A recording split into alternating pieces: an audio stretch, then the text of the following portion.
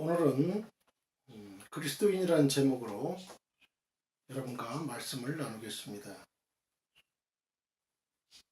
이 시간 살아계신 하나님께서 저희에게 하나님의 은혜를 주시기를 원합니다. 본문은 사도행전 11장 25절로 26절입니다. 바나바가 사울을 찾으러 다소에 가서 만나매 안디옥에 데리고 와서 둘이 교회에 1년간 모여 있어 큰 무리를 가르쳤고 제자들이 안디옥에서 비로소 그리스도인이라 일컬음을 받게 되었더라. 잠깐 기도하겠습니다. 살아계신 하나님 아버지, 은혜를 감사합니다. 하나님, 이 부족한 종에게 하나님의 한없는 은혜와 지혜를 허락하여 주옵소서. 이 부족한 종의 입술에 하나님의 말씀을 담아주시고 이 말씀이 혼과 영감이 간절과 골수를 찔러 쪼개는 놀라운 능력의 말씀으로 역사하여 주시옵소서. 듣는 자와 말씀을 전하는 자가 함께 하나님의 은혜를 받아 누리는 이 시간 되게 도와주시고 하나님께 영광 올려드리는 아름답고 복된 이 시간 되게 도와주시옵소서. 이곳에 삼위일체 하나님께서 역사해 주시고 성부, 성자, 성령 하나님께서 이 종을 붙잡아 주시고 공기의 흐름까지도 하나님께서 붙잡아 주시옵소서. 주여, 이 시간에 어떠한 문제를 갖고 나왔든지 우리 성도님들 문제가 해결받고 또한 어떠한 병이 걸렸든지 머리끝부터 발끝까지 붙어있는 모든 질병들 나사렛 예수의 이름으로 고쳐주시고 십자가의 예수님의 보혈의 능력으로 주여 저들을 치유하여 주시옵소서. 주여, 암병과 여러가지 주여 신경증, 우울증, 여러가지 간절병, 여러가지 병으로 고생하고 앓는 그러한 많은 환우들도 있습니다. 아버지 하나님, 또한 직장의 문제, 자녀의 문제, 부부의 문제, 인간관계의 문제 등 여러가지 문제들 가지고 나왔습니다. 하나님, 주여, 환경이 바뀌지 않더라도, 당분간 환경이 바뀌지 않더라도 저희에게 하나님께서 은혜 내려주시면 보는 관점이 달라지고 환경은 변하지 않았어도 주여, 이 세상에서 행복하고 또한 즐겁고 기쁘게 살아갈 수 있으리라 믿습니다. 아버지 하나님, 주여, 하나님의 테스트에 저희들 다 합격하는 저희들 되게 도와주시옵소서. 감사하며 시종을 주님께 의탁하옵고 예수 그리스도의 거룩하신 이름으로 기도했습니다. 아멘.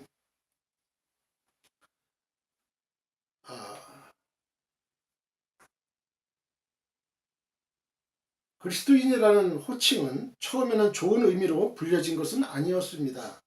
당시에 그 불신자들이 예수님을 믿는 사람을 조롱하기 위해서 불렀던 호칭입니다. 초대교회 시절에 이 호칭은 사람들을, 예수님 믿는 사람을 조롱하기 위해서 불렀던 호칭이에요. 지금의 그리스도인 그러면 이라는 의미하고는 좀 틀립니다. 이 호칭은 오늘 본문에 나오듯이 안디옥에서 제일 먼저 시작이 되었습니다. 안디옥 교회에서.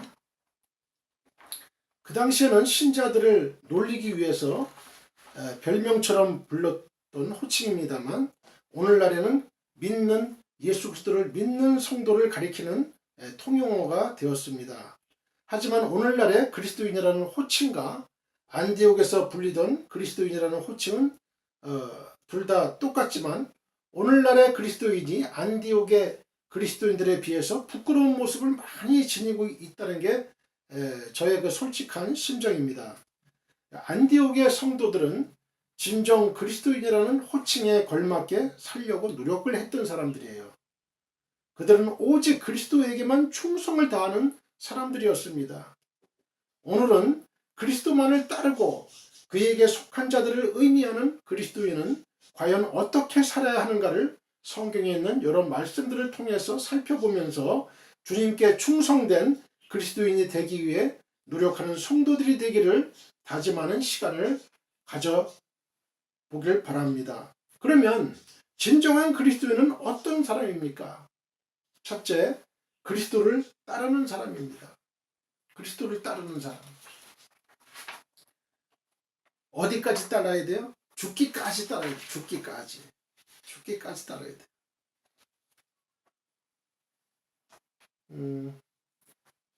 제가 손양원 목사님, 손양원 목사님이 작사하신 주님 고대가를 한번 불러보겠습니다. 예수 그리스도를 목숨 바쳐 따랐던 손양원 목사님, 참으로 우리에게 믿음의 도전을 주시는 목사님이십니다. 주님 고대가입니다. 손양원 목사님이 작사입니다. 낮에나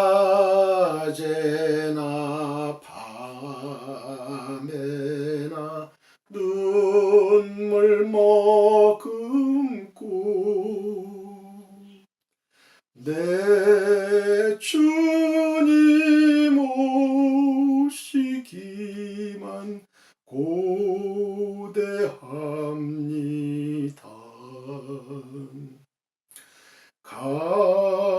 가실 때 다시 오마 하신 예수님, 오 주여 언제나 오시렵니까?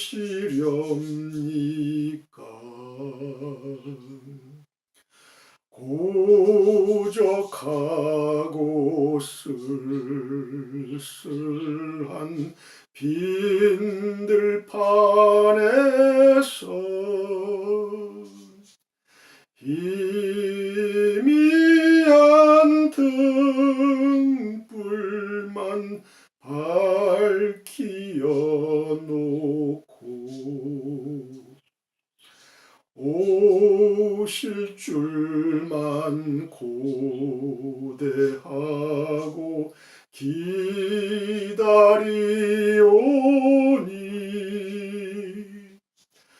오 주여 언제나 오시렵니까?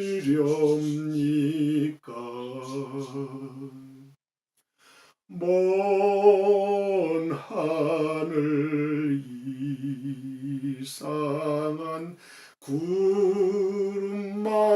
떠도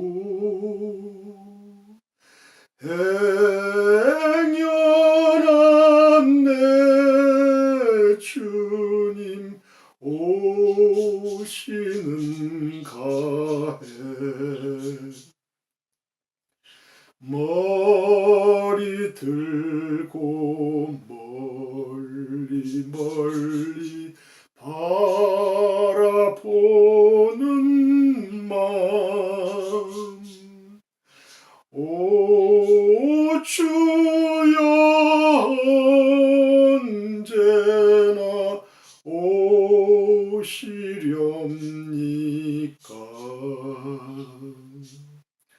내 주님 자비한 손을 붙잡고 멸류관 벗어들고 찬송 부르면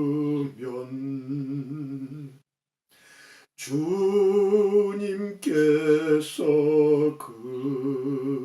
그곳에 가고 싶어요. 오 주여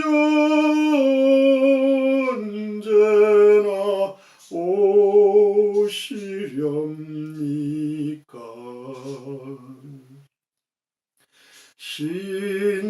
신부되는 교회가 흰 옷을 입고 기름 준비 다 해놓고 기다리오니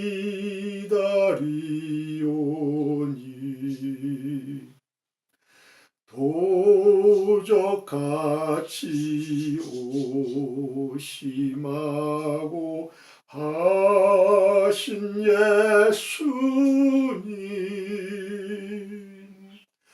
오 주여 언제나 오시렵니까?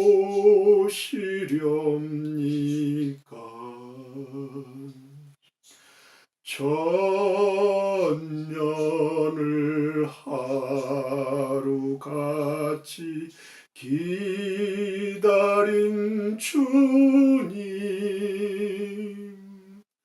내 영혼 당하는 것 볼 수 없어서 이 시간도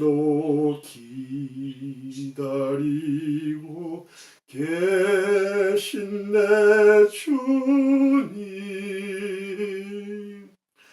오 주여 이 시간에 오시옵소서.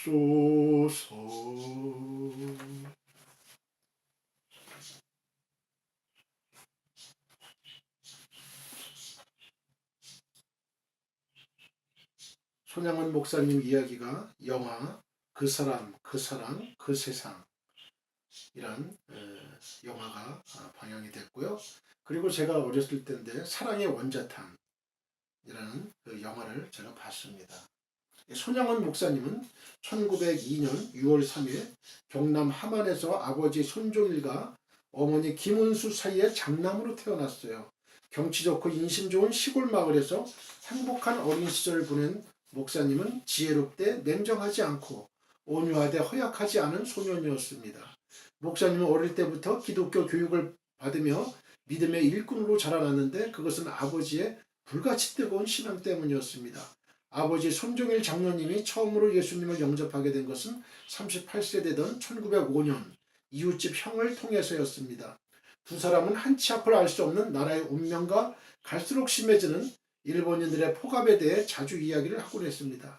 그러던 어느 날 그 형이 제일 좋은 선물을 하나 전하겠다며 예수님에 대한 복음을 손종일 장로님에게 들려주었는데 그것이 장로님 신앙의 첫 출발이 되었습니다. 그날 이후 손 장로님의 마음속에는 그동안 전혀 몰랐던 새로운 신앙심이 싹트기 시작했고 교회에 나간 이후로는 완전히 새롭게 변화되었습니다. 술과 담배를 멀리하는 건 물론 밤을 새워서 성경을 읽었고 만나는 사람마다 예수님을 전하게 된 거예요. 장로님은 당시 7살이었던 손양원 목사님을 주일학교에 보내기 시작을 했습니다.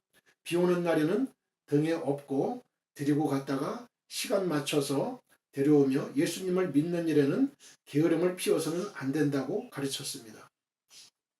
이러한 가르침은 손양원 목사님의 마음에 깊이 새겨져서 어떤 상황에서도 타협하지 않는 신앙으로 자랄 수 있게 하였습니다. 실은 공립보통학교에 다닐 무렵 동방요배를 거부했던 것도 그러한 강직한 신앙에서 우러나온 결과였습니다. 보통학교를 졸업하고 서울에 올라가 스스로 돈을 벌며 중동중학교에 다닐 때도 목사님은 믿음의 핍박을 이겨내야만 했습니다. 추운 겨울에 이 골목 저 골목을 누비며 만두를 파는 것도 외롭고 고되었지만 그보다 더 힘들었던 것은 하나님을 믿는다는 이유로 받게 되는 조소였습니다. 만두가게 주인은 다른 날보다 매상이 많이 오르는 주일에 장사를 쉬려는 목사님을 이해하지 못했고 결국 추운 길거리로 매정하게 내쫓았습니다. 당신은 어떤 곳에서 일을 하더라도 주의를 지키기가 대단히 어려웠지만 목사님은 믿음을 지켰습니다. 중동중학교에서 퇴학당하고 못다한 공부를 계속하기 위해 일본으로 건너간 손양원 목사님은 일본 스가모 중학교 야간부에 입학을 했습니다. 신문 배달과 우유 배달을 하면서 학비를 충당해야 하는 현실은 서울에서 학교를 다닐 때보다 훨씬 고되었지만 목사님은 그 모든 것을 묵묵히 참아내고 오직 공부에만 매진했습니다.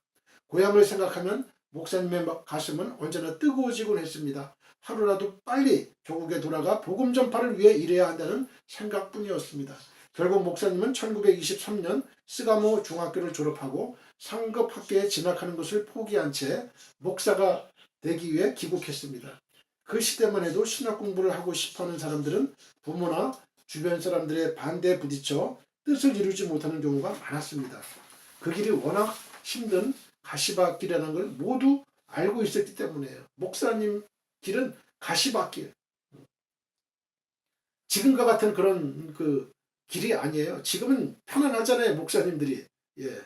지금 아마 그런 손 목사님 시절처럼 핍박받고 그런 어려운 시대, 순교의 각오로 하는 그런 시대에 라고 한다면 과연 신학교에 그렇게 많이 지원은 안 할 거예요. 그러나 목사님의 결심을 들은 아버지 손종일 장로님은 반대는커녕 오히려 크게 기뻐하며 격려해 주었습니다. 처음 만나면은 이 손양원 목사님은 자그마한 체구에 한번 놀라고요. 체구가 작았어요. 그리고 큰 목소리에 한번 놀래요. 큰 목소리가 컸어요. 또 훌륭한 설교 말씀에 또 한 번 놀란다고 해서 손양원 목사님 별명이 닉네임이 삼경 목사다. 석삼자에 그 놀랄 경자 삼경 목사였다. 손양원 목사님은 1926년부터 1932년까지 외지 전도사로 일하면서 밀양에 있는 수산교회, 울산의 방어진교회, 남창교회, 부산의 남부동민교회, 양산의 원동교회 등을 개척했습니다. 목사님에게는 손불이라는 별명이 또 있었는데요. 이것은 불같이 기도하는 사람이라는 뜻이었습니다. 목사님은 자주 산에 올라가 기도하곤 했어요. 산에 올라가서 기도하는 거예요. 산에 올라가서 외치는 거예요. 호랑이처럼 사자처럼 하나님께 기도로서 하나님께 외치는 거예요. 그때 담력을 얻고 하나님의 능력을 체험하는 것이죠. 10여 년간 목회 생활을 한 목사님은 더 깊이 있는 공부를 해야겠다고 느껴서 34살의 나이에 평양신학교에 입학합니다. 평양신학교에 입학을 해요. 그 무렵 신사참배를 강요하는 일본의 포갑이 평안북도에서부터 시작되었는데 결국 한국교회는 일본의 물리적인 압력에 굴복하고 맙니다. 이 평안북도가 신앙이 아주 셌어요. 저의 아버님의 고향도 평안북도예요. 구성, 감계, 또 저희 증조 할아버지는 정주, 이 평안북도, 왜냐하면 그 대동강변이 있거든요. 토마스 선교사가 그 선교를 순교를 하면서 이 대동강변으로 해가지고 우리 이 기독교가 들어왔어요. 그래서 저희 친할머니는 이제 간호사로 이렇게 있었고 미국의 선교사가 운영하는 그 병원에 이렇게 간호사로 이렇게 있었고요. 그때는 하여튼 선교사도 있었고 아주 그쪽으로 평안북도 쪽으로 이 기독교가 들어온 거예요. 기독교가 들어온 거예요. 기독교가. 그래서 저희 할아버지도 거기서 이제 한의사를 하시고 어떤 안창호 선생님에게 어떤 군자금을 대주기 위해서 돈도 이렇게 모아가지고 이렇게 보내고 그런 이제 역할을 했었어요.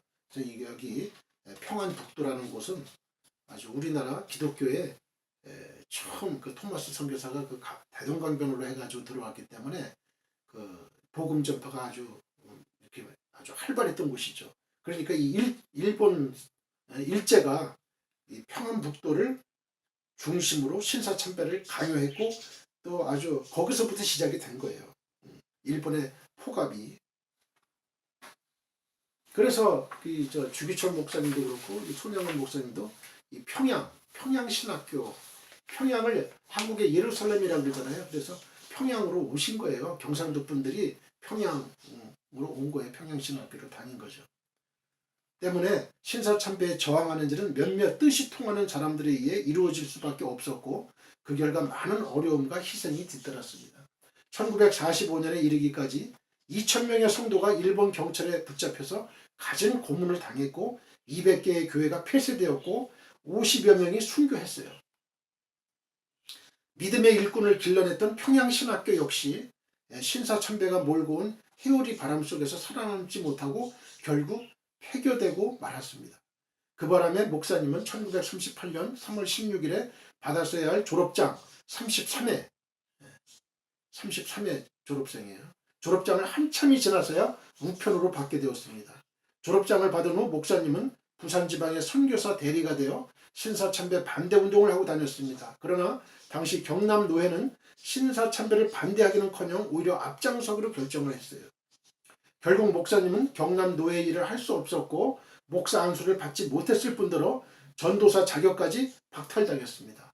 경남노회는 1945년 8월 15일 해방이 된 후에야 목사님의 제명이 잘못되었음을 인정하고 1946년 3월에 마산 문창교회에서 정식으로 목사 안수를 해주었다고 합니다. 마산 문창교회 하니까 생각나잖아요. 주기철 목사님이 심우하셨던 교회, 처음 심우하셨던 교회가 문창교회. 목사님은 평양신학교 2학년 시절에 부흥집회를 인도한 적이 있었던 애양원에 평양신학교 2학년 시절에 이미 부흥집회를 인도한 적이 있어요. 어디에서 인도했냐? 애양원에 1939년 7월 14일 부임하게 됩니다. 애양원에. 당시 어떻게 부임하게 됐냐, 어떤 인연으로 부임하게 됐냐, 이거 참 중요한데요. 당시에 마스크하고, 왜냐하면 한센병 환자들이 있는 곳이에요. 그렇기 때문에 보통 사람은 전염 당할까봐 이제 마스크, 소독복 이거 다 입고 이제 들어가는 거예요. 근데 이 손영원 목사님은 당시에 마스크와 소독복이 없이 맨몸으로 설교했던 목사님에게 큰 감동을 받았던 거예요. 이 애양원의 한센인들이. 그래서 목사님이 그곳에 부임해 오기를 간절히 바라고 있었던 것이죠. 역시 그 교인들은 이 목사님을 알아본 거예요. 우리들의 목사님이다. 한센병 환자들을 아끼고 사랑하는 그 모습을 본 것이죠. 애양원은 1909년 한 의료 선교사가 길가에 쓰러져 있던 여자 한산인을 치료한 걸 계기로 세워졌습니다. 윌슨 박사와 선교사들은 자신들의 사택 건축을 위해 벽돌을 굽던 가마터에 환자를 옮겨와서 정성을 다해 치료했지만 그 환자는 끝내 숨을 거두고 맙니다. 그 후 윌슨 박사는 광주 봉선리에 병원을 지어 한센인 40여 명을 치료했는데 이것이 한국 최초 한센병원인 광주 한센병원의 시작이었습니다. 1925년에는 여수로 터를 옮겼고 후에 600여 명의 환자들이 옮겨오면서 지금의 애양원을 이루게 되었습니다. 일생을 한센인 선교에 바치기로 작정한 윌슨 박사와 애양원 담당 선교사 원가리 목사는 강직하고 깊은 신앙의 소유자들이었습니다. 원가리 목사님은 손영원 목사님에게 애양원을 철저히 지도하도록 당부했고 목사님은 가족들조차 외면하는 한센인들을 마치 친아버지처럼 돌아보았어요. 보통의 한센인들보다 훨씬 병이 중한 사람들이 모여있는 곳이 14호실이었는데 그곳의 환자들은 손가락도 없고 얼굴도 일그러져서 거의 형체를 알아볼 수 없을 정도였습니다. 목사님은 이런 14호실 환자들에게 관심과 애정을 더 많이 쏟았고 환자들이 거부하는데도 그들의 손을 잡고 같이 식사를 했어요. 또 한센병의 환부에 사람의 침이 좋은 약이 된다고 알려졌기 때문에 입으로 피고름을 빨아내는 일도 마다하지 않았어요. 이 손영원 목사님은 손영원 목사님은 한센병 환자가 되기를 원했던 사람이에요. 이 사람은. 이 손영원 목사님은. 처음에 목사님의 호의를 의심하며 외면하던 한센인들도 그런 목사님을 보며 점차 마음의 문을 열었습니다. 1940년 9월 25일 신사참배 반대를 강력하게 주장하던 목사님은 결국 여수경찰서에서 나온 형사 2명에게 연행되고 맙니다. 목사님은 그날부터 해방될 때까지 무려 만 5년을 형무소에서 보내야 했습니다. 그러나 어떤 모진 신문이나 해유도 목사님의 신앙을 꺾을 수는 없었습니다. 1943년 5월 17일 만기 출소일을 손꼽아 기다리다가 다시 종신형을 선고받았을 때도 목사님은 네, 좋습니다. 나는 감옥에 있어도 예수와 함께 살 것이고 밖에 나가도 예수와 함께 살 것이므로 예수와 함께라면 어디든 상관없습니다. 나는 감옥에 가두면 나에게 유익이고 하나님의 축복입니다 라고 말씀을 했다고 합니다. 이는 기독교 신앙은 고난을 통해서 더욱 단련된다는 목사님의 신앙관이 그대로 드러난 고백이었습니다. 목사님은 더할 수 없이 불행해 보이는 상황 가운데서도 감사하며 하나님의 축복과 은혜의 섭리를 발견한 참 신앙인이었습니다.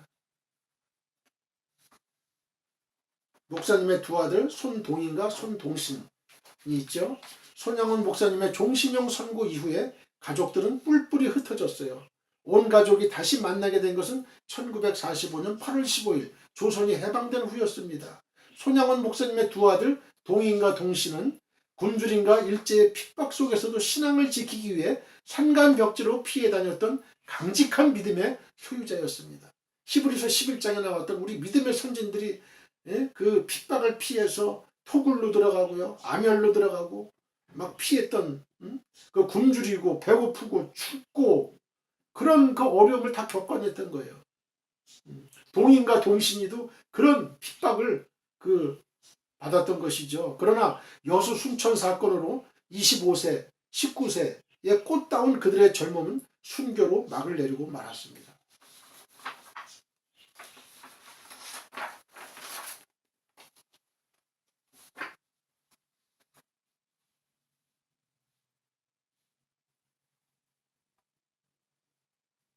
(1939년 7월 14일에) 여수 애영원 교회로 부임을 했는데 손영원 목사님은 항일 정신과 신사참배 반대는 신학교 시절부터 남달랐습니다.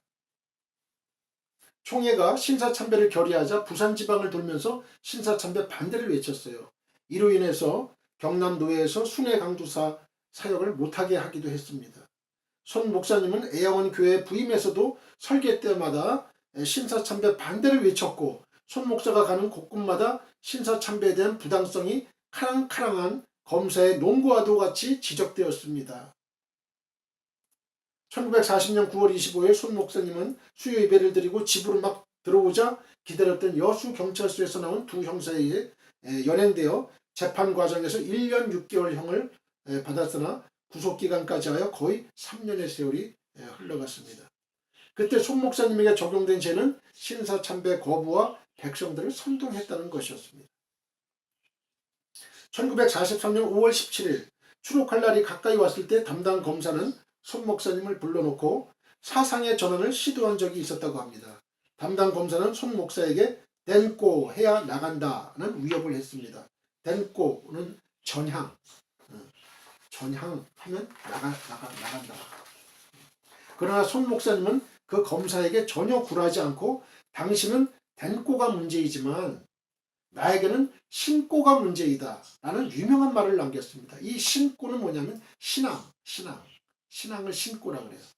그는 8.15 해방과 함께 감옥에서 나오자 곧장 이 사랑의 보금자리인 애양원 교회를 찾았고 그리하여 교우들의 신앙은 더욱 불타오르게 되었습니다. 5년여 만에 서로 만났던 벅찬 감회도 잠깐 1948년 10월 25일 여순 사건으로 두 아들이 잃게 되는 비운을 맞게 되었습니다. 여수 순천 사건은 빨리 진압되어 정서는 바뀌었습니다. 동인 동신 형제를 죽인 자들 중에 하나인 안재성이라는 학생도 체포되어 총살을 당하게 되었습니다. 그 소식을 들은 손 목사는 계엄사령관에게 찾아가서 나의 죽은 아들들은 결코 자기들 때문에 친구가 죽는 것을 원치 않습니다. 내 아들들은 동인이 동신이는 결코 자기들 때문에 이 안재성 친구가 죽는 걸 원치 않는다는 거예요. 그 애들은 친구의 죄 때문에 이미 죽었습니다. 만일 이 학생을 죽인다면 그것은 동인 동신 형제의 죽음을 값없이 만드는 것입니다. 라고 하면서 그 학생의 석방을 간청했습니다. 그리하여 그의 간청은 받아들여지게 되었고 손 목사님은 그 학생을 손재선이라고 해서 자기의 아들로 삼았습니다. 손 목사님은 재선이를 부산의 고려성경고등학교에 수학하도록 해서 전도사로 키워내는 놀라운 사랑의 역사를 보여주었습니다. 양아들로 삼았던 안재선 씨는 성경학교 졸업 후 잠시 부산의 어느 교회 전도사로 있다가 말년에는 제주도에서 어물 도매 사업을 하다 1979년 12월 서울에서 별세했습니다. 손 목사님은 실로 주님이 주신 계명을 말씀 그대로 순종하고 복종하여 실천한 20세기 사랑의 사도요 성자였던 것입니다.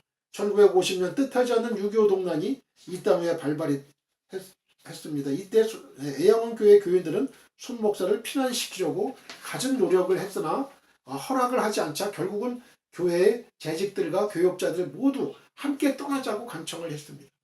우선 몸부터 피하고 보자는 재직들의 간청한 부탁을 거절할 수 없었던 손 목사님은 함께 송별 예배를 드리고 배에 올라가 마지막 찬송을 부른 후 갑자기 혼자만 손 목사님 혼자만 배에 올라가 마지막 찬송을 부른 후에 갑자기 혼자만 배에서 가방을 들고 뛰어 내려온 거예요. 이미 배에서 이제 마지막 그 찬송을 다 부른 후에 갑자기 혼자만 배에서 가방을 들고 뛰어 내려온 거예요. 그래서 손 목사님은 마침내 1950년 9월 13일 공산군에게 체포돼서 1950년 9월 28일 보름 후에 15일 후에 저녁 11시에 여수 근교 미평에서 총살당해서 순교의 영광을 간직했습니다. 당시 손 목사님의 나이는 48세였습니다. 그는 마지막까지 양들을 보호하고 자기를 죽이려는 자들에게 그리스도의 복음을 전하다가 총에 개머리판으로, 단단해요. 개머리판이 아주 나무로 된 아주 개머리판으로 입을 맞아가지고, 왜 이렇게 자꾸 전도하냐고 입을 맞아가지고요 얼굴이 피투성이가 된 거예요. 피투성이가 마지막 죽음의 자리에서 두 손 모아 하나님께 간절히 기도하시다가 공산군의 총에 맞아 순교를 하셨습니다.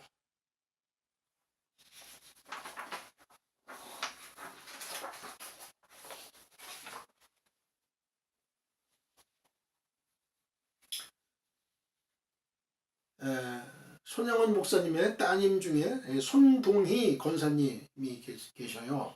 손동희 권사님의 저서가 있어요. 나의 아버지 손영원 목사. 이걸 보면요, 손영원 목사가 아들 죽인 안재선을 용서하고 아들을 삼겠다고 이제 공표했을 때요, 반대하는 딸 동희를, 이 딸은 반대한 거예요. 동희를 설득하면서 다음과 같이 차근차근 설명해 주었다는 겁니다. 동희야, 내 말을 잘 들어봐라. 내가 무엇 때문에 5년 동안이나 너희들을 고생시켜가면서 감옥 생활을 견뎌냈겠니? 하나님의 계명을 지키기 위함이 아니었냐. 그런데 그 학생이 안 잡혔다면 또 모르되 일단 잡힌 이상 모른 체 할 수가 없구나. 제1, 제2계명이 하나님의 명령이라면 원수를 사랑하는 말씀도 똑같은 하나님의 명령인데 내가 어찌 그 명령을 순종하면서 이 명령을 순종치 않는다면 그보다 더 큰 모순이 어디 있겠느냐. 원수를 사랑하라는 명령에 순종하지 않으면 과거 5년간의 감옥살이가 모두 헛수고고 너희들 고생시킨 것도 헛고생만 시킨 꼴이 되고 만다. 내가 여기까지 와서 넘어질 수 없다. 그러니 동희야, 가만히 생각해봐라. 그 학생을 죽여서 우리에게 무슨 이득이 되겠느냐. 그가 죽는다고 오빠들이 살아 돌아오겠느냐. 그를 살리고 그의 영혼을 구한